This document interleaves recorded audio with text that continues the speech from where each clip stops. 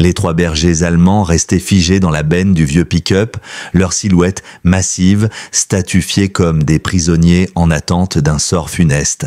Des sacs de toile de jute leur couvraient la tête, serrés à la corde, étouffant leur souffle et leur dignité. Celui du milieu avait des trous grossièrement déchirés à coups de griffes et du sang sombre s'échappait lentement à travers le tissu comme un aveu muet. Chaque respiration de ce chien blessé produisait un sifflement distinct, rauque et anormal, qui déclenchait chez Walter Granger une tension sourde au fond de la poitrine, une alerte émotionnelle venue de loin, de trop loin pour être simplement ignorée. Laissez un j'aime si cette histoire vous a touché, et partagez vos impressions en commentaire, sans oublier de nous dire depuis quelle ville vous regardez. Maintenant, poursuivons l'histoire.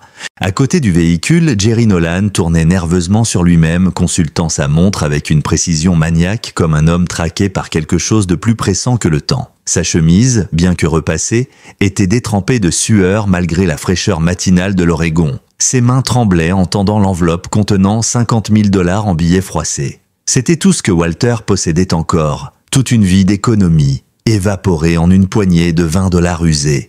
Jerry serra la liasse et avertit d'une voix fendue. « Ne retirez pas les sacs avant que je sois loin d'ici, monsieur. Croyez-moi, il y a des choses qu'il vaut mieux garder couvertes. » À cet instant, le chien central gémit. Ce n'était pas un simple cri de douleur, c'était autre chose, une plainte qui porta en elle la mémoire d'un monde ancien. Walter chancela. 12 ans s'effacèrent en un seul son, un seul gémissement, et le passé ressurgit, cru, brûlant. La poussière retombait encore dans l'allée de Redstone Ranch lorsque le vieux pick-up disparut à l'horizon. Walter restait là, figé, 67 ans ancrés dans ses épaules comme des enclumes. Son regard embrassait les 200 acres de terre usée, héritage de 3 générations, rongés par l'abandon et la solitude.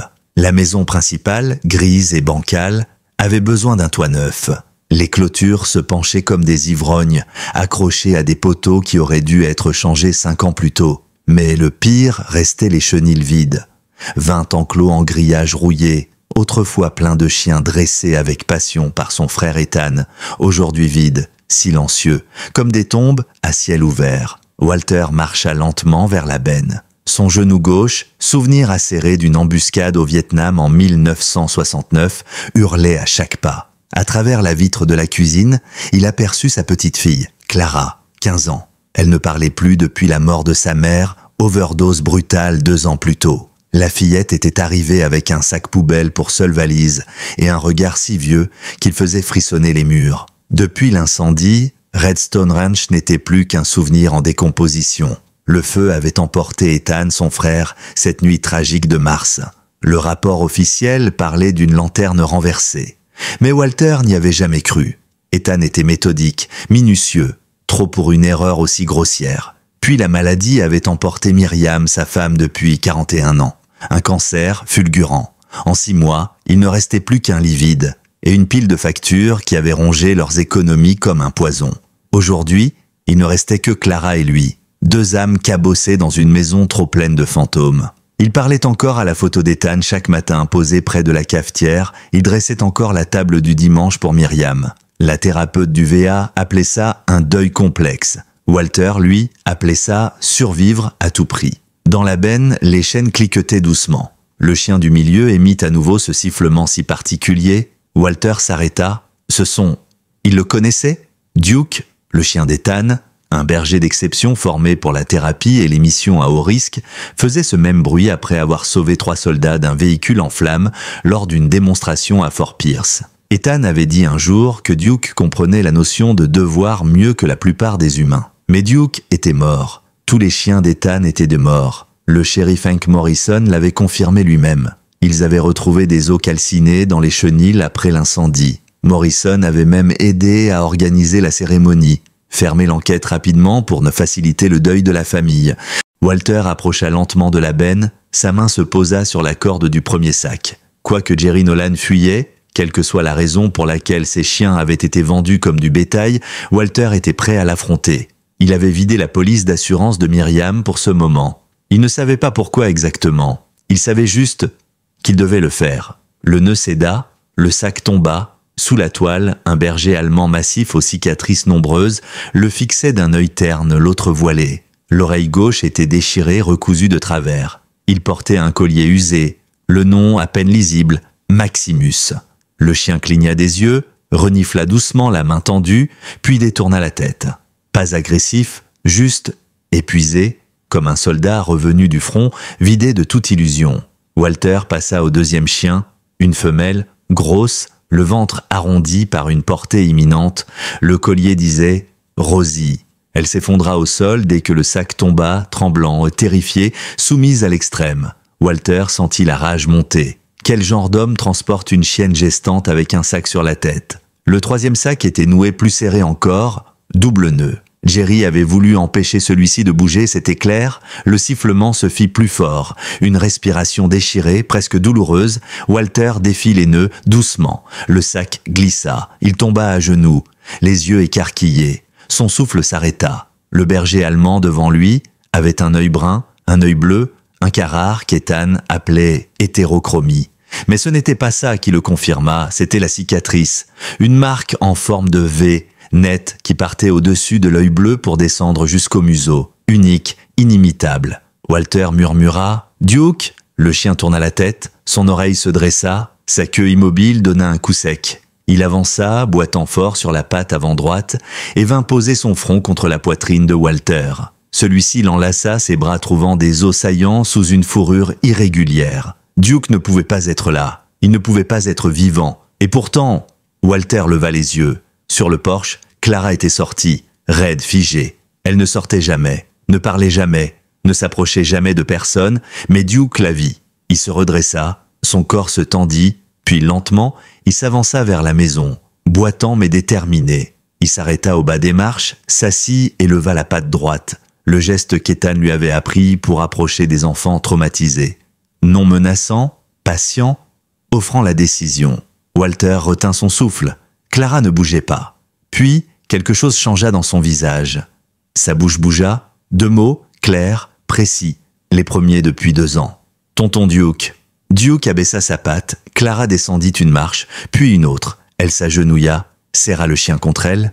Duke l'entoura de son grand corps abîmé, délicatement, comme s'il savait. Walter sentit quelque chose se briser et se reconstruire dans sa poitrine. Ce n'était que le début. Walter n'arrivait pas à détacher les yeux de la scène. Clara, agenouillée dans la poussière, les bras enroulés autour de ce chien que tous croyaient mort, ne tremblait pas. Elle n'avait pas crié, ni paniqué comme elle le faisait parfois au moindre bruit trop fort. Elle était là, présente, reliée. Et Duke, ce vieux survivant, laissait faire, ses yeux si différents fixés sur elle comme s'il la reconnaissait, comme s'il l'avait attendue. Puis Clara se mit à fredonner. Une petite mélodie sans forme, répétitive, à peine audible. Walter faillit ne pas y prêter attention, jusqu'à ce que son cœur se serre. C'était le sifflement de Daniel, une suite de notes que son frère utilisait toujours pour rappeler Duke, où qu'il soit sur la propriété. Duke réagit immédiatement. Il recula lentement, les oreilles pivotant vers la source du son. Puis il tourna la tête, et sans attendre d'ordre, il se mit à marcher en direction de l'atelier de Daniel. Walter mit une seconde à réagir. Cela faisait 12 ans que la porte de l'atelier n'avait pas été ouverte. Il n'en avait pas eu la force. Tout y était resté figé comme le jour de la mort de son frère. Les outils, les croquis, les photos. Une capsule temporelle qu'il n'avait jamais osé violer. Et pourtant, Duke s'y dirigeait, sûr de lui, le museau bas, comme s'il cherchait quelque chose. Quand il gratta à la porte avec insistance, Walter se décida. Il sortit ses clés, les mains tremblantes, et déverrouilla la serrure rouillée. La porte grinça, libérant une odeur familière de bois ancien, de cuir usé et d'huile à fusil. Duke se faufila à l'intérieur presque impatient. Il alla directement au bureau, renifla un tiroir puis le lit de camp dans le coin. Un endroit où Daniel dormait parfois quand il travaillait tard. Le chien fit 3 cercles rapides avant de se laisser tomber sur la mince couverture, soupirant lourdement comme s'il venait de rentrer à la maison. Clara entra à son tour, plus décidée que jamais. Elle caressa la table du bout des doigts, puis regarda Walter avec un sérieux désarmant. « Il cherche mon oncle Daniel », dit-elle d'une voix un peu rauque, presque timide.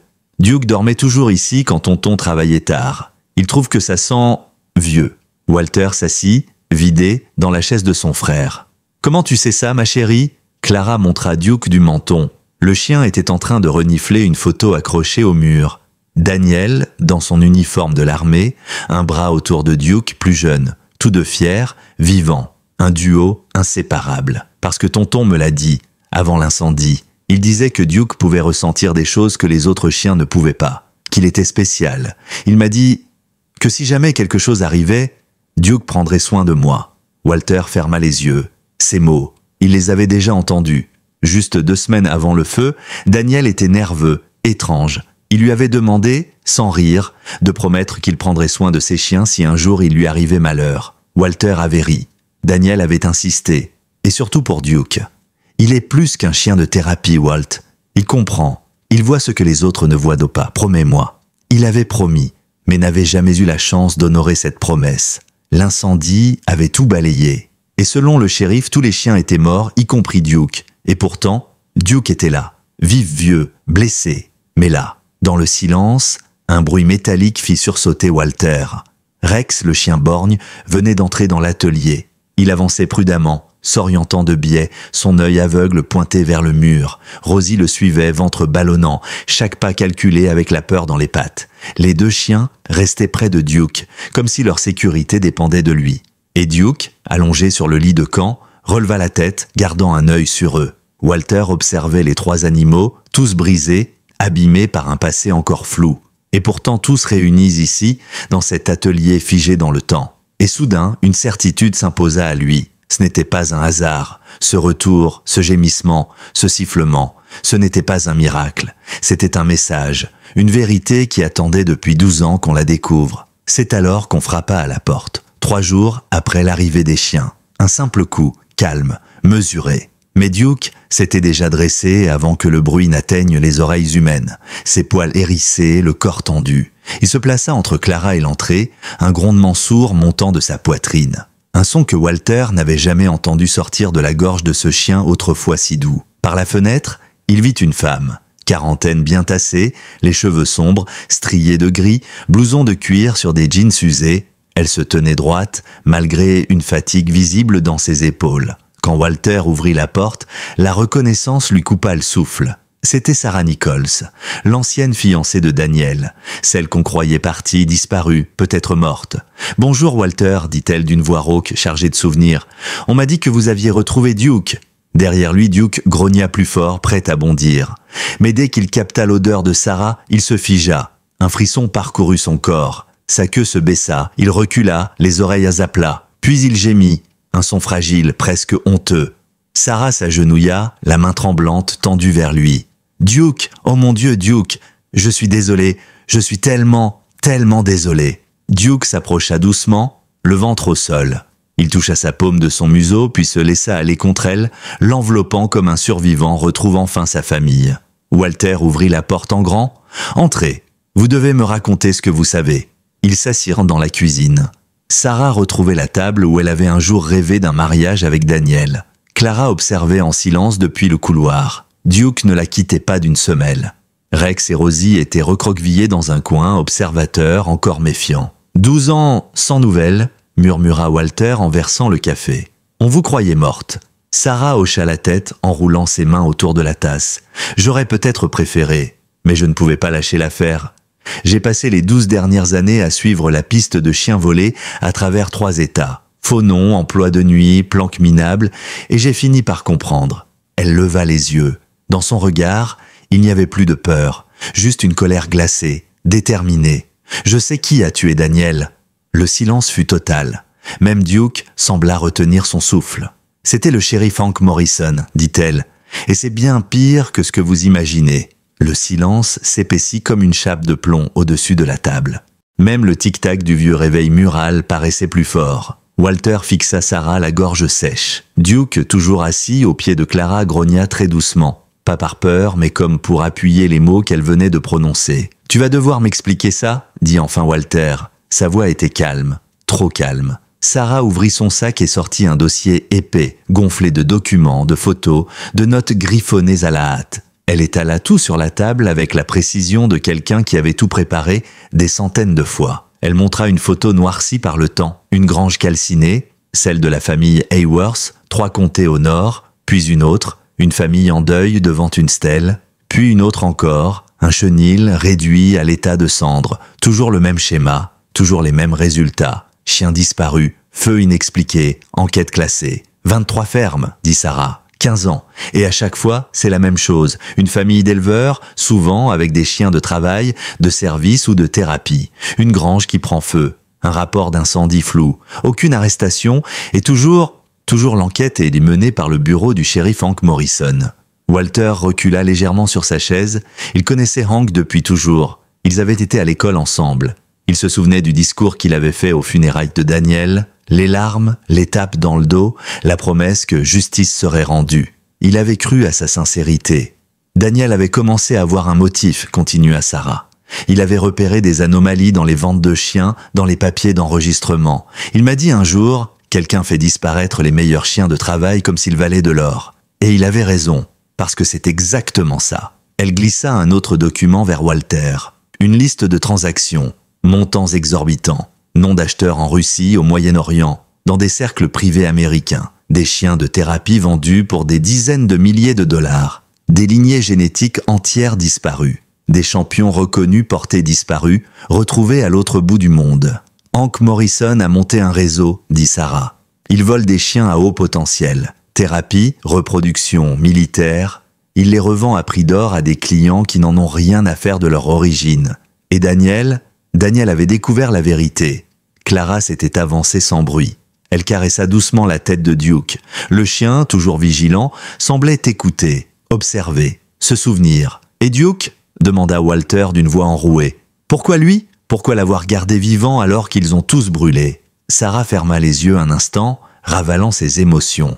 Parce que Hank ne voulait pas juste un bon chien, il voulait le meilleur. Son fils, Kyle, était revenu d'Afghanistan complètement brisé, stress post-traumatique sévère, insomnie, crise de panique. Hank a entendu parler de Duke, du lien incroyable qu'il avait avec les vétérans. Il est venu voir Daniel pour l'acheter. Walter se souvint, une réunion publique, quelques semaines avant l'incendie. Hank avait parlé des chiens des Tannes, complimenté leur dressage, mentionné l'état de son fils. Daniel avait refusé poliment mais fermement. À l'époque, cela n'avait semblé être qu'une discussion sans importance. Daniel avait dit non, reprit Sarah. Et Hank n'a pas supporté ça. Alors il a pris ce qu'il voulait.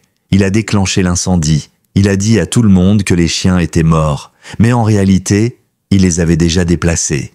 Et Daniel ? Sa voix se brisa. Clara posa une main sur la sienne. Daniel a essayé de l'arrêter. J'en suis sûr. Je suis arrivé quelques minutes après que les flammes aient tout englouti. Hank était déjà là. Il m'a empêché d'approcher, disant que c'était trop dangereux. Mais le lendemain matin, j'ai trouvé du sang dans l'allée. Pas à l'intérieur du bâtiment, à l'extérieur. Walter sentit son estomac se contracter. « Je suis allé voir Hank », poursuivit Sarah. Il a dit que Daniel s'était blessé en essayant de sauver ses chiens. Mais je savais que c'était faux. Daniel portait toujours des gants. Il était prudent. Il y avait trop de sang, trop de silence. Et Hank, il était trop calme. Duke, jusque-là couché, se redressa soudain, le museau vers la fenêtre. Son corps se raidit, ses oreilles se dressèrent. Un grondement monta dans sa gorge. Walter se leva aussitôt, suivant son regard. Des phares approchaient au bout de l'allée, lentement, puis d'autres. 4 véhicules en tout, le moteur d'un SUV qu'il reconnut immédiatement, celui de Hank Morrison. Sarah pâlit. Est-ce que Jerry Nolan savait que Duke était ici ? Peut-être, dit Walter, le cœur battant. Il m'a vendu les chiens, mais il avait peur. Il voulait partir vite. Sarah se leva, attrapant son sac. Jerry est le neveu de Hank. Si Jerry a parlé... Les phares s'arrêtèrent à l'entrée. Duke grogna plus fort. Rex se plaça derrière Clara. Rosie en fit autant, ventre bas, dents serrées. Quelque chose de terrible était sur le point d'entrer dans cette maison. Walter ouvrit un tiroir sous le buffet. Il en sortit la vieille carabine de Daniel, celle qu'il n'avait jamais touchée depuis les funérailles. Il la chargea sans un mot. Le calme s'était transformé en tempête silencieuse. Le passé venait de toquer à la porte. Et cette fois, Walter était prêt à l'ouvrir avec une balle si nécessaire. Le grincement du gravier sous les bottes fut le premier avertissement. Puis, la silhouette massive de Hank Morrison apparut dans l'encadrement de la porte brisée. Il n'était plus en uniforme. Il portait un gilet tactique d'un noir comme la nuit et marchait comme un homme qui ne se cachait plus. Derrière lui, 5 autres hommes se dispersaient silencieusement, chacun armé, chacun prêt. Ce n'était pas une simple visite, c'était une opération. Duke, déjà dressé, se plaça aussitôt entre Clara et la porte, grondant d'un ton plus grave que jamais. Ce n'était pas une menace, C'était un avertissement ancien, primitif, venu du fond des âges. Rex avança d'un pas, son œil valide fixé sur Morrison. Rosie, pourtant enceinte jusqu'au ventre, se tendit elle aussi, toute peur disparue. Ce soir-là, aucun d'eux n'était simplement un chien. « Walter Granger », déclara Morrison d'une voix mielleuse, au perché par-dessus la tension. « Vous détenez une preuve matérielle liée à une enquête fédérale. Je suis ici avec un mandat. » Walter ne répondit pas. Il garda son fusil pointé vers le sol, mais prêt. « Montre-le ton mandat !» Morrison eut un rictus. « Allons, Walt, on est entre gens du pays, pas besoin de faire semblant. Tu sais ce que je suis venu chercher. Tu as quelque chose qui m'appartient, je te propose de t'en débarrasser, et moi je t'oublie. » Duke grogna encore. Sarah, immobile à côté de l'escalier, avait déjà glissé sa main dans son sac. Walter le savait, elle portait une arme. Après 12 ans de cavale, elle ne se promenait jamais sans. « Qu'est-ce qui t'est arrivé, Hank ?» demanda Walter d'un ton dur. « Tu étais un bon gars autrefois, un père, un ami. » Le visage du shérif changea. Un tressaillement, puis une rage contenue. Les bons gars enterrant leurs fils. Tout seuls, ils les regardent mourir à petit feu après la guerre. Ils assistent à leur suicide, sans rien pouvoir faire. Tu crois que c'est ça, être bon ? Il fit un pas. Duke aboya, un seul coup, net. Morrison s'arrêta. Tu ne voulais pas un chien, Hank ? Dit Sarah. Tu voulais posséder la douleur des autres, l'enfermer, la contrôler. Duke t'a échappé. Tu as essayé de le briser pendant 12 ans et tu as échoué. Morrison leva le bras. Un de ses hommes tenta de contourner la maison par l'arrière. Walter l'aperçut par la fenêtre. Sarah aussi. Elle ajusta son tir et le neutralisa d'une balle propre dans la jambe. L'homme s'écroula en criant « C'est fini, Hank !» lança-t-elle. « Tu ne contrôles plus rien. » Mais Morrison ne recula pas. Au contraire, il gronda « Tuez-les tous !» Les chiens d'abord. Le chaos éclata dans un éclair sonore. Duke bondit vers la droite, profitant de l'angle aveugle de l'un des hommes. Il le plaqua au sol avec la précision d'un soldat. Pas pour tuer, pour immobiliser. Rex surgit de l'ombre et planta ses crocs dans le bras d'un autre, l'empêchant de viser. Rosie, avec une force qu'on n'aurait jamais soupçonnée chez une chienne enceinte, s'attaqua aux jambes du troisième homme, l'obligeant à reculer. Clara hurla. Walter leva son fusil. Il visa, tira, un tir net. Un des assaillants s'écroula. Sarah, rapide, neutralisa un deuxième avec sa petite arme de poing. Morrison hurla, mais un grognement l'interrompit. Duke se tenait devant lui, le museau ensanglanté, le regard fixe. Il n'attaquait pas. Pas encore, il attendait. Walter comprit que ce chien attendait un ordre. Pas de vengeance, de justice.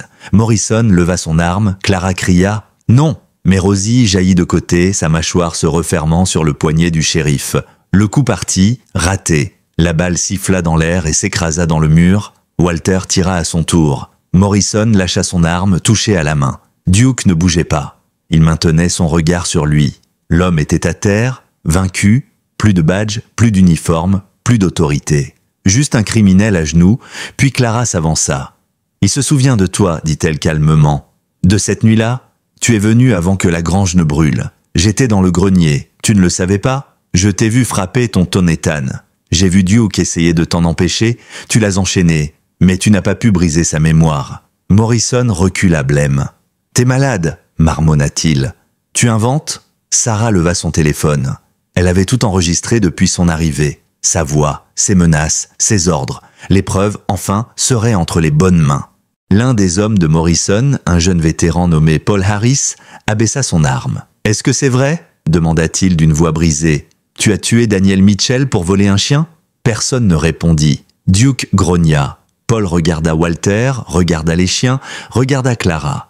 Puis il jeta son arme au sol. « Je suis sorti de Fallujah en un seul morceau grâce à un chien comme lui. Si c'est vrai, alors le seul monstre ici, c'est vous. » Les autres hésitèrent. Puis lentement, ils baissèrent leurs armes. Sarah se précipita pour les désarmer, un à un. Walter couvrait la pièce, prêt à tirer si besoin. Mais ce fut inutile. Duke restait immobile, le regard fixé sur Morrison comme s'il attendait un mot. Clara le prononça. « Justice !» Alors seulement, Duke s'avança. Pas pour mordre, pour bloquer. Il encercla le shérif comme on le ferait avec un troupeau. À chaque tentative de fuite, il le repoussait doucement, sans haine, mais avec détermination.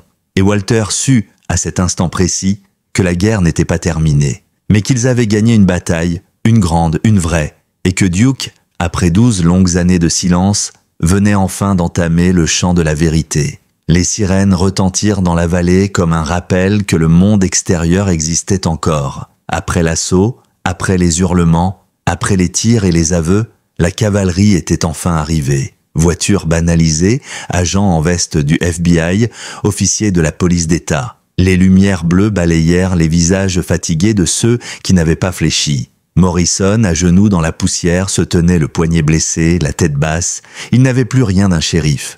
Juste un homme vidé, usé, trahi par sa propre monstruosité. Duke, à ses côtés, ne le quittait pas des yeux. « Il ne le lâche pas », murmura Sarah à Walter. « Il attend encore ?»« Il attend quoi ?» Sarah répondit sans hésiter. « Que justice soit vraiment rendue. » Les agents procédèrent aux arrestations. Morrison fut menotté par l'un de ses propres adjoints. Paul Harris, celui qui avait rendu son arme, resta en retrait. Walter reconnut dans ses yeux la même douleur qu'il avait vue chez tant de vétérans, celle du choix, celle de la honte. Il n'avait pas tiré. Il avait refusé de suivre les ordres. Et maintenant, il portait le poids de tout ce qu'il avait failli laisser passer. L'enquête fut immédiate. Sarah sortit un deuxième dossier de son sac. Elle l'avait gardé en sécurité pendant des années. Duplicata, copies, photos, preuves. Elle parla pendant plus de 2 heures aux agents fédéraux, tandis que Clara restait assise près de Duke, une main posée sur son dos. Le chien n'avait pas bougé. Il observait, comme toujours. Il a été dressé pour plus que de la thérapie, confia Sarah à l'agente spéciale en charge, une femme austère mais attentive nommée Capitaine Ramirez. Daniel l'avait entraîné à reconnaître des voix, des odeurs, des signatures comportementales. Il peut identifier des personnes, retrouver des objets, réagir à des schémas. Ramirez regarda Duke comme on regarde un vétéran décoré. « Et il est resté en vie tout ce temps ?»« Oui, » répondit Walter, 12 ans, enfermé, détourné de son but. Mais il a attendu, il s'est souvenu. Dans la grange, les agents fédéraux fouillèrent les murs, le sol, le plafond. Ce qu'ils cherchaient était bien plus qu'une preuve. Ils cherchaient le cœur du complot, et ce fut Duke qui le trouva. Il marcha lentement vers un mur, le renifla, gratta une dalle avec sa patte avant. Un son creux résonna. Walter s'avança, écarta les planches. Un compartiment secret. À l'intérieur, un petit coffre métallique scellé. Ils l'ouvrirent devant tout le monde. À l'intérieur, un dictaphone, un carnet, des cartes SD et un collier. Le collier de Duke, l'original, celui que Daniel avait gravé lui-même. Sarah se figea. Les larmes montèrent. Walter s'approcha du carnet. Il l'ouvrit. Il reconnut l'écriture. C'était celle de son frère. « Mars 10, lut-il à voix haute. Aujourd'hui, Morrison est revenu. Cette fois, le masque est tombé. Il a proposé 50 000 $ pour Duke. J'ai refusé. Il a répondu « Les accidents, ça arrive. Je vais déplacer les chiens ce soir. Sarah vient m'aider. Si je n'y arrive pas, je laisse tout à Duke. Il saura quoi faire. Il se souviendra. » Walter ne put continuer. Sa gorge se bloqua. Clara posa doucement sa main sur son bras. Elle prit le relais, lisant à voix haute d'une voix calme, mature. « Faites confiance au chien. Il voit ce que les hommes ignorent. Il n'oublie rien. Il sait reconnaître la peur, la haine, la trahison. Il saura. » Duke leva la tête. Son regard croisa celui de Walter, puis celui de Clara, et enfin celui de Sarah. Ce regard-là n'avait plus rien d'un simple regard canin. Il y avait une mémoire derrière, une volonté, une promesse. Le lendemain, l'enquête s'étendit au comté voisin. Le réseau s'avéra plus vaste que ce que quiconque imaginait. Les noms des autres fermiers disparus refaisaient surface. Et dans un silence bouleversant, Clara dit doucement « Duke peut les retrouver ». Ramirez l'observa, incrédule. « Comment ça ? Il connaît leur odeur, leur présence. Il a été entraîné à suivre les traces. » Et ainsi, pendant 2 jours, Duke mena les agents à travers le ranch. Sous un chêne, il gratta la terre jusqu'à faire surgir une boîte contenant des papiers d'assurance vie falsifiés. Dans un abri oublié, il renifla un double fond où Daniel avait caché des enregistrements. Chaque piste menait à une nouvelle pièce du puzzle. Chaque découverte renforçait l'affaire. Mais ce fut le dernier enregistrement qui changea tout. Une vidéo, vieille, grainée, filmée sur un vieux téléphone. On y voyait Kyle Morrison, le fils du shérif, fatigué, amaigri, les yeux gonflés de honte. « Je m'appelle Kyle Morrison, disait-il dans un souffle. Mon père a tué Daniel Mitchell. Il voulait Duke. Je l'ai supplié d'arrêter. Il m'a obligé à regarder. J'ai essayé d'aider Daniel, mais je n'ai pas pu. Je suis désolé. » Il faisait une pause, le regard droit dans l'objectif. « Si vous voyez cette vidéo, c'est que je ne suis plus là. Mais croyez-moi, Duke se souviendra. Il vous mènera à la vérité. Il a vu, il a tout vu. » La salle de briefing était silencieuse. Un agent se leva et dit simplement « Ça suffit, on le renvoie pour meurtre avec circonstances aggravantes ». Walter, assis dans un coin, serra le carnet de son frère contre sa poitrine. Clara, silencieuse, posa la tête contre Duke. Le vieux chien, malgré ses blessures, restait droit, présent. Inébranlable, sa mission n'était pas finie. Mais le pire était derrière eux. Ils avaient réveillé le passé. Et le passé allait enfin parler. Lorsque les agents quittèrent enfin Redstone Ranch, le soleil se couchait lentement derrière les collines d'argile. Une lumière orange enveloppait les enclos vides, le vieux porche et l'atelier transformé en quartier général improvisé. Walter s'assit sur les marches, son vieux genou criant à chaque mouvement. Mais pour la première fois depuis des années, il ressentait quelque chose d'approchant la paix. Pas encore de la sérénité, mais le chaos semblait suspendu, comme si la terre elle-même retenait son souffle. Duke vint s'asseoir à côté de lui. Il ne demandait rien, ne réclamait aucune caresse. Il regardait l'horizon comme un soldat en veille, prêt à repartir si nécessaire. Walter tourna lentement la tête vers lui. « Tu savais depuis le début, hein, mon vieux ? Même quand moi j'étais perdu. » Duke ne répondit pas, bien sûr. Mais il posa doucement sa tête sur le genou blessé de Walter. Et pour le vétéran, ce fut plus que des mots. Dans la maison, Clara s'était endormie près de Rosie, la chienne gestante. Elle avait préparé une sorte de lit de fortune, utilisant des serviettes, des coussins et même une vieille couverture militaire. Rosie respirait doucement, visiblement soulagée. Sa gestation était avancée, et Walter savait qu'elle ne tiendrait pas une semaine de plus. Et pourtant, il n'y avait aucune panique. Clara veillait sur elle avec une tendresse instinctive, comme si elle savait exactement quoi faire. Sarah, elle, marchait lentement autour de la propriété, comme pour revisiter les souvenirs. Chaque pas semblait réveiller une image, une voix, un écho de son passé avec Daniel. Elle s'arrêta devant le vieux panneau de bois sur lequel on lisait à peine « Mitchell Canine Academy ». Les lettres étaient presque effacées, mais l'intention restait là, gravée dans le bois et la mémoire. « On pourrait le réparer », dit-elle soudain en revenant vers Walter. « Repeindre les lettres, redonner vie au projet de Daniel. » Walter hocha la tête sans un mot, mais au fond, il savait que quelque chose d'autre était déjà en train de naître ici. Ce lieu ne serait plus seulement un ranch, il deviendrait un sanctuaire, un endroit pour les chiens blessés, pour les anciens combattants perdus, pour les enfants oubliés. Un refuge contre un monde trop bruyant. 3 jours plus tard, Rosie mit bas. Clara avait tout préparé. Avec l'aide de Sarah et des conseils d'un vétérinaire local contacté par Ramirez, elles avaient transformé l'atelier en salle de mise bas. Rosie tremblait, grognait doucement, mais ne montra aucune agressivité. Elle fixait Clara, comme si elle lui donnait sa confiance entière. 7 chiots naquirent ce matin-là. Tous vivants, tous forts. 4 mâles, 3 femelles. Walter, en les regardant téter pour la première fois, sentit une larme couler. La première depuis longtemps. Clara les avait déjà nommés. Il y avait Blaze, Scout, Bella, Rusty, Hope, Luna et Daniel. Elle avait choisi le nom du dernier sans même le consulter, et Walter n'avait rien eu à redire. Quelques jours plus tard, Ramirez revint au ranch. Mais cette fois, ce n'était pas pour un interrogatoire ou une fouille. Elle était seule, sans uniforme, en jean et veste de pluie. Elle tenait un dossier sous le bras et un sourire discret aux lèvres. « Vous vous êtes fait quelques alliés, monsieur Granger », dit-elle en s'asseyant sur le porche. « L'histoire a fait le tour du bureau du procureur. L'implication de votre frère, les preuves, le chien survivant, les vidéos, c'est trop solide pour qu'il l'étouffe. » Walter fronça les sourcils. « Et alors ?» Ramirez ouvrit le dossier. À l'intérieur des formulaires, une lettre officielle et un document signé par un juge fédéral. Le procureur veut que Duke soit reconnu comme témoin à part entière dans l'enquête, pas comme preuve matérielle, comme individu vivant. Sarah, qui écoutait à quelques mètres, laissa échapper un rire sec. « Vous voulez dire un chien témoin ?» Ramirez haussa les épaules. « Ce serait une première.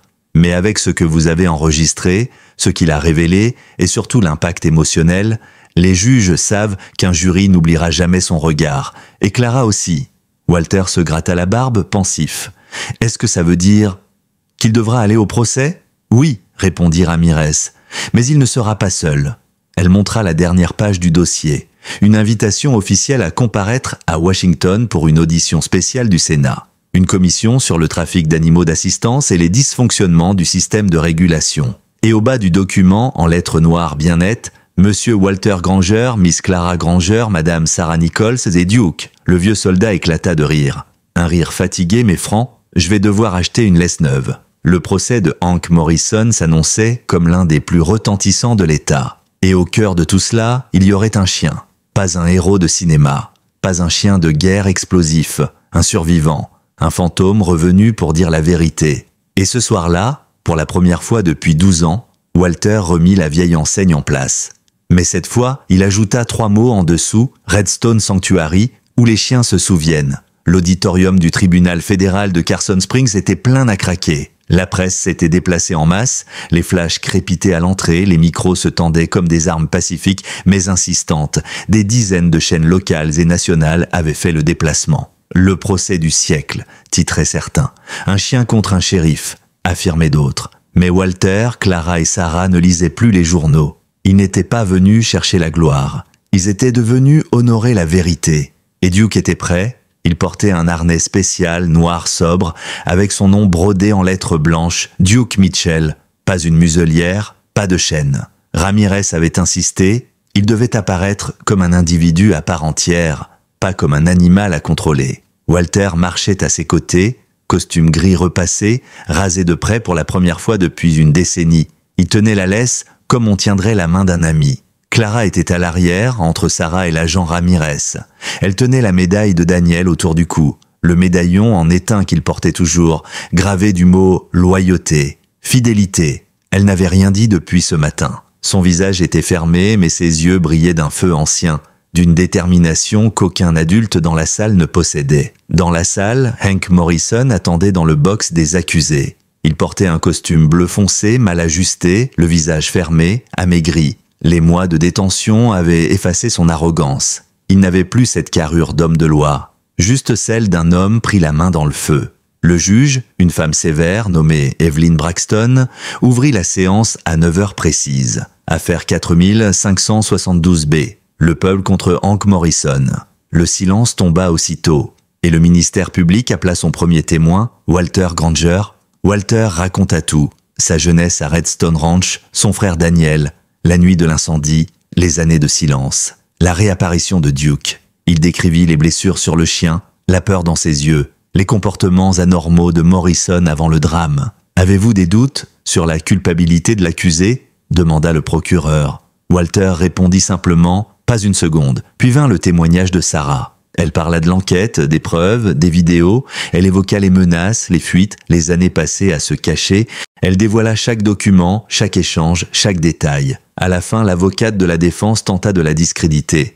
Mais Sarah la regarda droit dans les yeux. « Vous pouvez me traiter de fuyarde, mais je suis revenue. Et lui, dit-elle en pointant Duke, il a traversé pire que moi. » Le moment que tout le monde attendait arriva ensuite. La greffière annonça à voix haute « Le tribunal appelle Duke Mitchell à la barre ».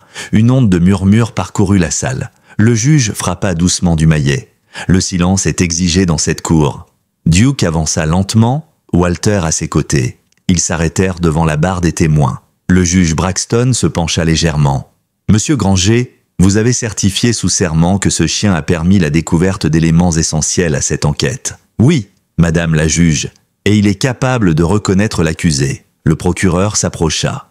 Il tendit à Duke un objet soigneusement enveloppé dans un sac plastique, un gant en cuir, l'un de ceux retrouvés dans la grange avec les traces ADN de Hank Morrison. Duke le renifla. Sa réaction fut immédiate. Ses oreilles se baissèrent, un grognement sourd monta de sa gorge, il recula légèrement, puis fixa Morrison d'un regard brûlant. Il ne bougea pas, mais toute la salle comprit. Puis le procureur appela Clara. Elle s'avança sans hésiter, la plus jeune des témoins. 12 ans à peine. « Clara, dit doucement l'avocat, peux-tu nous dire ce que tu as vu ce soir-là » Depuis le grenier, elle inspira lentement, puis raconta. Sa voix ne tremblait pas. Elle décrivit l'homme qui était entré, le ton qu'il avait, le coup porté à son oncle Daniel. Elle raconta comment Duke avait été enchaîné, comment le feu avait été allumé, comment pendant toutes ces années, elle avait refoulé ce souvenir jusqu'au jour où Duke l'avait réveillé. Morrison se leva soudain, furieux. « Elle ment, elle était une enfant, elle n'a rien vu. » Le juge frappa du maillet. « Monsieur Morrison, une interruption de plus et vous serez exclu de la salle. » Duke s'était levé. Il s'était interposé instinctivement entre Clara et Morrison. Il ne grognait pas, il ne bougeait pas. Il regardait, et dans ce regard, toute la salle comprit une chose simple. La vérité ne mourrait jamais. Elle pouvait être enterrée, étouffée, brûlée. Mais un chien loyal pouvait la porter pendant 12 ans et la ramener au monde. Après cela, plus personne ne remit en cause les témoignages. Les dernières preuves furent de présenter les vidéos, les notes de Daniel, les relevés bancaires. Le juge Braxton annonça que le jury rendrait sa décision sous 24 heures. En attendant, Walter, Sarah, Clara et Duke sortirent du tribunal sous les applaudissements d'une foule silencieuse, respectueuse. Pas de cris, pas de pancartes, juste des larmes, des gestes calmes, des vétérans qui se levaient en silence pour saluer Duke comme l'un des leurs. Et ce soir-là, de retour au ranch, alors que Clara s'endormait avec Rosie et les chiots, Walter s'assit près de la clôture et leva les yeux vers le ciel. « On a presque fini, Daniel, » murmura-t-il. « Tiens bon encore un peu, mon frère. » Duke s'allongea à ses pieds. Il soupira longuement. Pas de douleur, pas de tristesse. Juste le poids d'un fardeau qu'on commence enfin à poser. Le jour du verdict, la salle d'audience était aussi silencieuse qu'un tombeau. Il n'y avait plus de murmures, plus de caméras. Même la presse retenait son souffle. Le jury avait délibéré toute la nuit. On racontait que certains membres avaient pleuré en revisionnant les vidéos. D'autres avaient demandé à revoir le collier original de Duke. Ce n'était pas un procès comme les autres. C'était une page d'histoire. Lorsque le greffier appela tout le monde à se lever, Walter sentit ses jambes vaciller. Il posa une main sur l'épaule de Clara, l'autre sur le dos de Duke. Le chien ne bougeait pas. Il respirait lentement, profondément, comme s'il contrôlait l'instant. Sarah, à côté d'eux, serrait un mouchoir entre ses doigts. Ramirez, elle, restait droite, mais ses yeux trahissaient d'une tension contenue. Le juge Braxton s'installa. Elle hocha la tête vers le chef du jury, un homme d'âge mûr, au regard droit, un ancien pompier de l'État. « Monsieur le président du jury, le tribunal est-il prêt à entendre votre verdict ?» Il hocha la tête, puis lut, d'une voix claire, chaque chef d'accusation. Meurtre au premier degré, coupable. Obstruction à la justice, coupable. Conspiration en vue d'organiser un trafic illégal d'animaux d'assistance, coupable. Tentative d'intimidation de témoins mineurs, coupable. À chaque mot, Walter sentit la pression relâcher un peu plus dans sa poitrine. Sarah ferma les yeux, Ramirez baissa enfin les épaules, Clara serra la main de Duke, qui tourna la tête vers elle et lui donna un léger coup de langue. Le juge Braxton frappa du maillet. « Monsieur Hank Morrison, vous êtes condamné à la réclusion criminelle à perpétuité sans possibilité de libération conditionnelle. Vous serez incarcéré immédiatement dans un établissement fédéral de haute sécurité. » Il y eut un silence, suivi d'un murmure puis d'un tonnerre d'applaudissements retenus. Mais la vraie victoire ne fut pas là. Elle arriva 1 heure plus tard, dans un petit bureau adjacent au tribunal, lorsqu'un fonctionnaire fédéral remit un document à Walter. C'était un certificat. Reconnaissance fédérale du statut exceptionnel de témoin canin, Duke Mitchell. Walter resta figé. Même Sarah en resta sans voix. « C'est officiel », dit Ramirez. Il est reconnu comme individu ayant contribué directement à la résolution d'un crime fédéral majeur. C'est inédit. Walter caressa la tête de Duke. Il lut la dernière phrase à voix haute, la gorge serrée, pour sa loyauté, sa mémoire et son service à la vérité. Ce jour-là, dans tout le pays, les réseaux sociaux explosèrent. Des vétérans en larmes publièrent des photos de leurs chiens. Des enseignants montrèrent des extraits du procès à leurs élèves. Des familles ayant perdu des animaux commencèrent à espérer des réponses. Et le hashtag « Duke se souvient » devint viral. Mais au ranch, la vie reprenait son rythme, loin des projecteurs. Rosie allait bien. Les chiots grandissaient à vue d'œil. Clara avait commencé un carnet pour noter leurs progrès. Qui ouvrait les yeux le premier, qui grognait, qui mordillait l'oreille de l'autre. Sarah, elle, avait décidé de rester quelques semaines de plus. Elle aidait Walter à réparer les clôtures, à trier les anciens papiers de Daniel, à repeindre l'enseigne. Le silence n'était plus pesant, il était apaisant. Un soir, alors que le ciel s'embrasait de rose et d'or, Clara vint s'asseoir près de Walter sur le banc en bois. Duke dormait à leurs pieds. « Papy, est-ce que tu crois que Daniel savait que Duke reviendrait ?» Walter réfléchit longuement.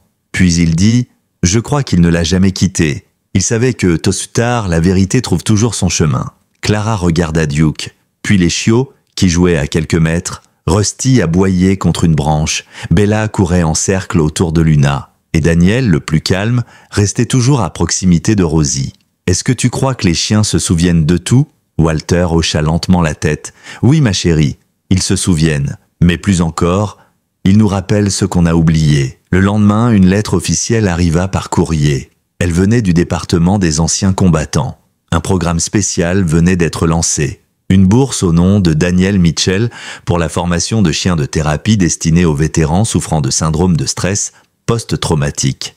Et dans cette lettre, une note manuscrite du directeur, grâce à Duke, nous avons retrouvé l'espoir. Ce jour-là, Walter sut que la mission de Duke n'était pas terminée. Elle venait à peine de commencer. 2 semaines après le procès, le calme était revenu au Redstone Sanctuary. Mais ce n'était plus le même silence.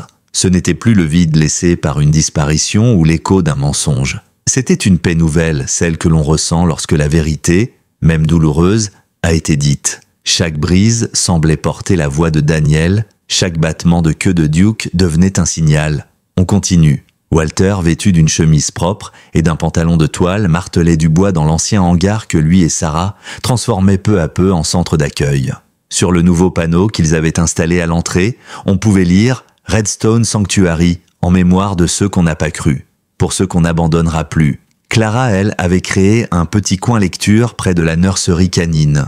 Elle avait demandé à Sarah de lui apprendre à créer des fiches d'adoption, non pas pour se débarrasser des chiots, mais pour leur offrir un destin. Chaque futur adoptant devrait remplir un formulaire, venir au ranch, rencontrer Rosie et surtout passer un moment avec Duke. Si Duke n'approuvait pas, l'adoption était refusée. Clara l'avait imposée et personne ne l'avait contredite. Luna, la plus espiègle, grimpait déjà sur les bottes de foin. Rusty s'était entiché de scout et Daniel, le chiot, restait souvent à l'écart, contemplatif, un peu trop calme pour un si petit chien. Sarah disait qu'il observait comme son homonyme. Un jour, un homme arriva au ranch en vieux pick-up rouillé. Il descendit lentement, sortit un dossier de sa boîte à gants et s'approcha avec prudence. Il s'appelait Noah Lindell, ancien sergent de l'US Army, 17 ans de service, 2 déploiements en Irak, une médaille pour bravoure. Il ne cherchait pas à se faire adopter un chien, il cherchait un morceau d'âme. Il raconta son histoire à Walter, comment, après le retour au pays, les nuits n'avaient plus jamais été paisibles. Comment il s'était enfermé dans un silence qu'aucun psychologue n'arrivait à briser. Et puis, il avait entendu parler de Duke, il avait vu le procès, lu les articles, écouté les témoignages, et il avait compris que ce chien n'était pas juste un survivant. Il était un guide. Walter appela Duke. Le chien s'approcha lentement. Il renifla les bottes de Noé, puis son bras, puis son coude gauche, et là, sans prévenir, il posa sa tête contre sa poitrine. Noah s'effondra en larmes. Ils restèrent ainsi 10 minutes sans un mot, puis Noah murmura « Je ne suis pas venu chercher un chien, je suis venu retrouver ma voix ». Il resta au ranch 3 jours, ne parla presque pas, mais chaque matin Duke allait s'asseoir à côté de lui, et chaque soir Noah griffonnait dans un carnet. Le 3e jour, il se leva, salua Clara, caressa Rosie et dit à Walter « Vous m'avez rendu quelque chose que je croyais perdu, je reviendrai ». Et il revint, pas seul. Il ramena d'autres vétérans, des hommes et des femmes brisés, fatigués, mais prêts à écouter un chien plutôt qu'un médecin. Duke les accueillait un par un, sans jugement, sans condition. Le sanctuaire prit vie, lentement, mais puissamment. Sarah gérait les finances. Clara dirigeait la nurserie. Walter réparait les clôtures. Des étudiants vétérinaires proposèrent leur aide. Une école de la région organisa une collecte de jouets pour les chiots. Des dons commencèrent à affluer. Pas des millions, mais assez pour nourrir, soigner, accueillir. Un après-midi, Clara revint de la boîte aux lettres avec un paquet. À l'intérieur, une plaque gravée. Pour Duke Mitchell qui a prouvé que la mémoire d'un chien peut sauver plus d'âmes que 1000 discours. Fondation américaine des vétérans. Elle l'accrocha dans le salon, juste au-dessus de la médaille de Daniel. Et en dessous, elle inscrivit à la main « Il n'a jamais oublié ». Mais ce fut une nuit particulière qui scella le destin du sanctuaire. Clara dormait. Walter lisait dans la cuisine. Sarah travaillait sur un plan d'agrandissement du chenil. Et Duke, lui, se tenait devant la porte, le museau levé vers le ciel. Il gémissait doucement, comme s'il percevait quelque chose que personne ne pouvait entendre. Walter sortit sur le porche. « Qu'est-ce qu'il y a, vieux soldat ?» Duke ne le regarda pas. Il s'avança dans la nuit. Walter le suivit. Ils marchèrent jusqu'au vieux pommier, celui que Daniel avait planté juste après avoir fini la construction de l'enclos principal. Là, Duke s'arrêta, il tourna lentement la tête, puis s'assit. Walter comprit.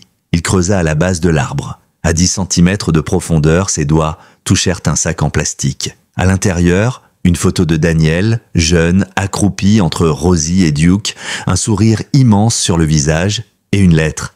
À celui qui trouvera ceci. Si tu tiens cette lettre, alors Duke a accompli ce que je n'ai pas pu. Il a porté mon histoire, il a porté notre mémoire. Et si tu l'as écouté, alors peut-être, il a guéri ton silence. Daniel Mitchell. Walter resta là dans le noir, longtemps. Il ne pleura pas, il murmura « Merci, frère ». Et derrière lui Duke, le museau dans le vent, resta en garde. Les semaines suivantes furent marquées par une étrange alchimie. Ni tout à fait la paix, ni tout à fait l'action. C'était un entre-deux, un temps suspendu, où les blessures commençaient à se refermer, où les fantômes devenaient des compagnons silencieux. Le Redstone Sanctuary n'était plus seulement un refuge pour chiens et vétérans, il était devenu un lieu de passage, de renaissance, de reconnaissance. Walter passait de plus en plus de temps assis sous le pommier, là où il avait trouvé la lettre de Daniel. Il y avait installé une chaise en bois et un petit cairn fait de pierres ronds surmonté d'un collier, celui que portait Duke lorsqu'il avait été retrouvé. Ce n'était pas un mausolée, c'était un point d'ancrage, un lieu de mémoire vivante. Parfois, Clara venait s'y asseoir avec lui. D'autres fois, c'était Noah revenu entre deux séjours à la clinique des vétérans. Et toujours, Duke les rejoignait, en silence. Un matin d'automne, une fourgonnette s'arrêta devant la grille du ranch. Une femme descendit, la trentaine, habillée en civil mais avec l'allure d'une soldate. Elle s'appelait Meredith Shaw, capitaine dans l'armée de l'air.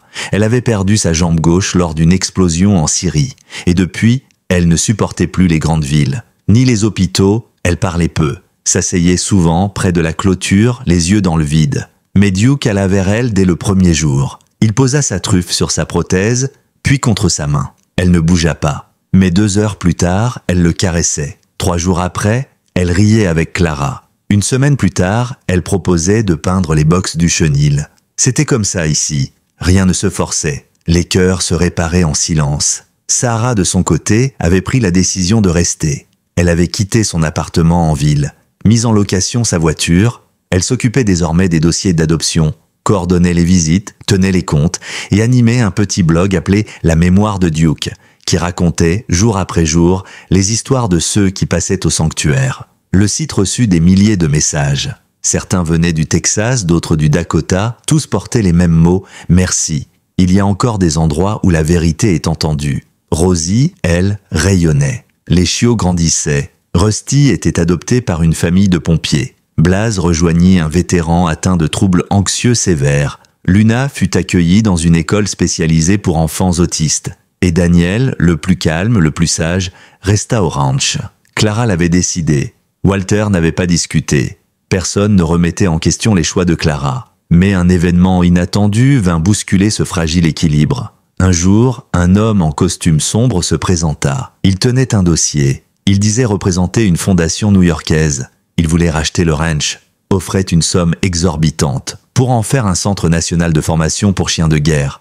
Du matériel, des sponsors, des subventions militaires. Walter l'écouta en silence. L'homme parlait chiffres, statistiques, rayonnement national. Puis il dit une phrase de trop. Votre vieux chien pourrait devenir un symbole de puissance canine américaine. Walter se leva. Il regarda Duke, qui était allongé à l'ombre du porche, le regard paisible. Duke n'est pas une mascotte, ni une arme, c'est une mémoire. Vous ne pouvez pas acheter ce genre de loyauté. L'homme haussa les épaules. C'est regrettable. Ce que vous avez ici, ça pourrait devenir bien plus grand? Non, répondit Walter. Ce que nous avons ici, c'est déjà assez. L'homme partit sans se retourner. Ce soir-là, Walter écrivit une lettre. Il la signa de sa main.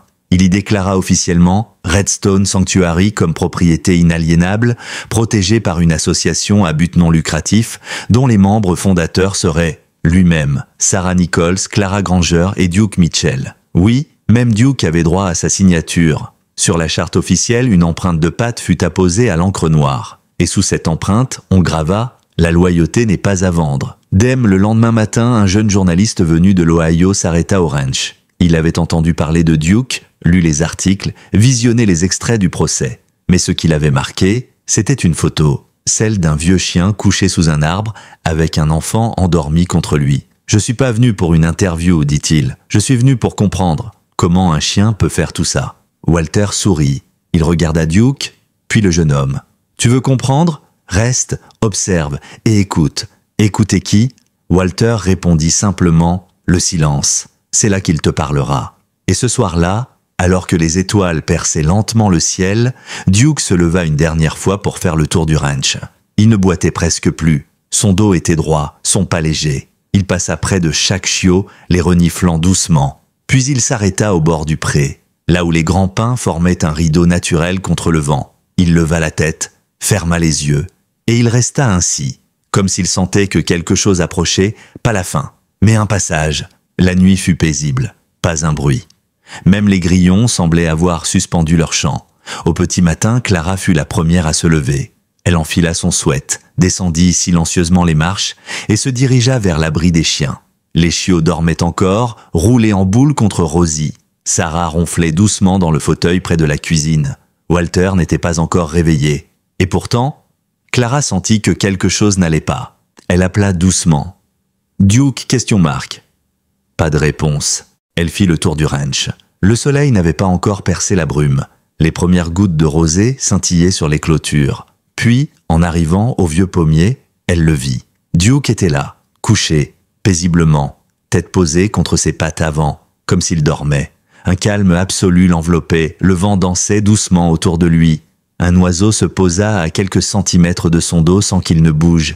Et là, Clara comprit. Elle s'agenouilla, ne cria pas, ne pleura pas tout de suite. Elle posa simplement la main sur son flanc. Il était froid, mais pas raide. Il avait l'air libéré. Walter arriva quelques minutes plus tard. Il s'arrêta net. Il n'eut pas besoin de poser la question. Il marcha jusqu'à eux, s'agenouilla lentement malgré la douleur de ses genoux et posa une main sur le dos de Duke. Sarah arriva derrière, puis Meredith, puis même Noah, de passage au ranch pour quelques jours. Ils formèrent un cercle silencieux autour du vieux chien. Walter prit une inspiration. Il est allé jusqu'au bout, sans jamais fléchir. Il nous a portés plus loin que quiconque. Clara murmura, entre deux larmes, « Il a attendu que tout soit terminé. Ils l'enterrèrent sous le pommier, celui de Daniel, là où il s'était assis tant de fois, là où il avait retrouvé les traces de son frère. Ils creusèrent ensemble, lentement. Walter porta le corps dans une couverture brodée du mot « Loyalty ». Clara plaça à ses côtés la médaille de Daniel, ainsi que la plaque reçue de la Fondation des vétérans. Sarah ajouta le collier, et Noah, silencieusement, déposa une petite statuette de chien en bois sculptée de ses mains. Elle portait les initiales DM. Au-dessus de la tombe, ils posèrent une pierre blanche, plate, gravée à la main. Duke Mitchell, 2009 à 2025. Il s'est souvenu pour nous tous. Ce soir-là, un orage éclata au loin, mais il ne tomba aucune goutte sur Redstone. Juste un vent chaud, un murmure dans les branches, comme une voix revenue de très loin murmurant simplement « Mission accomplie ». Les jours suivants furent étrangement lumineux, ni déchirants, ni accablants, juste calme. Clara passa beaucoup de temps à écrire. Elle commença un carnet qu'elle appela « Ce que Duke m'a appris ». Sarah continua d'alimenter le blog, y postant un hommage long, sincère, bouleversant. Noah proposa de construire un banc en bois près de la tombe. Walter accepta. Puis un matin, une enveloppe arriva, scellée à la cire. À l'intérieur, une carte du Sénat des États-Unis, signée à la main par 3 sénateurs et une ancienne secrétaire à la Défense. Elle disait « En reconnaissance de son service exemplaire, de sa mémoire fidèle et de son rôle dans l'émergence d'une vérité nationale, le chien Duke Mitchell est décoré à titre posthume de la médaille de la résilience civile. C'était la première fois dans l'histoire qu'un chien non militaire recevait cette médaille. La boîte qui l'accompagnait fut posée à côté de la tombe dans un petit coffret de verre. Et Clara inscrivit une nouvelle phrase sous la pierre. Il n'a pas combattu, il a attendu, il a espéré et il a guéri. Ce jour-là, une centaine de personnes vinrent au sanctuaire. Des anonymes, des vétérans, des familles, des enfants, tous pour dire merci. Ils déposèrent des fleurs, des lettres, parfois même des colliers ou des médailles. L'un d'eux, un vieil homme muet depuis 20 ans, murmura en touchant la stèle « Merci, soldat ». Et ce soir-là, alors que Clara s'endormait près de Daniel, le chiot, pas son oncle, Walter resta seul sous le porche. Il regarda les étoiles, il pensa à Daniel, à Duke, à tout ce qu'ils avaient traversé, puis lentement il se leva. Il alla jusqu'à la tombe, il s'agenouilla, et il murmura « Je ne t'ai jamais dit au revoir, vieux frère, alors laisse-moi te dire merci.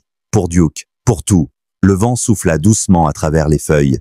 Et Walter crut entendre, au fond de son cœur, une dernière réponse. Pas un aboiement, pas un cri, juste une présence. Le printemps revint doucement sur Redstone Sanctuary. Les collines se teintaient à nouveau de vert tendre, les pommiers fleurissaient, et les cris des chiots résonnaient joyeusement entre les clôtures repeintes. Tout semblait à sa place. Et pourtant, tout portait encore l'empreinte de Duke. Il n'était plus là, mais il était partout, dans la manière dont Clara appelait les chiots par leur prénom, dans le regard des vétérans qui marchaient lentement au lever du jour, en silence, comme pour honorer un rituel invisible, dans la façon dont Rosie, chaque soir, allait se coucher sous le pommier comme s'il s'agissait d'un sanctuaire, et surtout, dans les récits que Sarah écrivait désormais à voix haute, le soir, à la lueur d'une lampe, pour ceux qui n'avaient jamais entendu parler de Duke. Walter avait changé lui aussi. Il ne portait plus son deuil comme une armure, il le portait comme un manteau léger, cousu de mémoire. Il avait appris à transmettre sans souffrir, à parler sans trembler. Il n'avait pas oublié. Mais il n'était plus prisonnier du passé, il en était devenu le passeur. Un jour, il reçut une lettre. Elle venait d'une école du Minnesota. Une classe de 52 avait lu l'histoire de Duke sur le blog de Sarah. L'institutrice écrivait « Vos mots ont calmé les peurs de mes élèves. Ils comprendront maintenant qu'un chien peut porter plus que des ordres, il peut porter l'amour, la douleur, la vérité. » Avec la lettre, une trentaine de dessins. Des enfants avaient dessiné Duke en super-héros, en ange, en étoile, en gardien. Walter en encadra plusieurs et les accrocha dans le hall d'entrée, juste au-dessus du panneau d'accueil du sanctuaire. Un mois plus tard, le ranch accueillit sa première cérémonie officielle.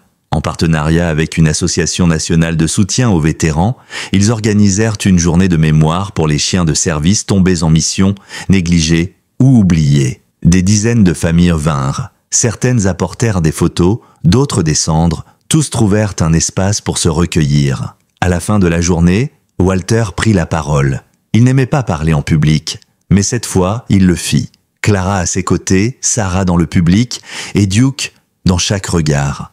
Ce sanctuaire a été bâti sur une absence, celle d'un frère, d'un chien, d'une vérité. Mais il a été sauvé par une présence, celle d'un cœur qui n'a jamais renoncé. Duke n'a pas été un héros parce qu'il a combattu.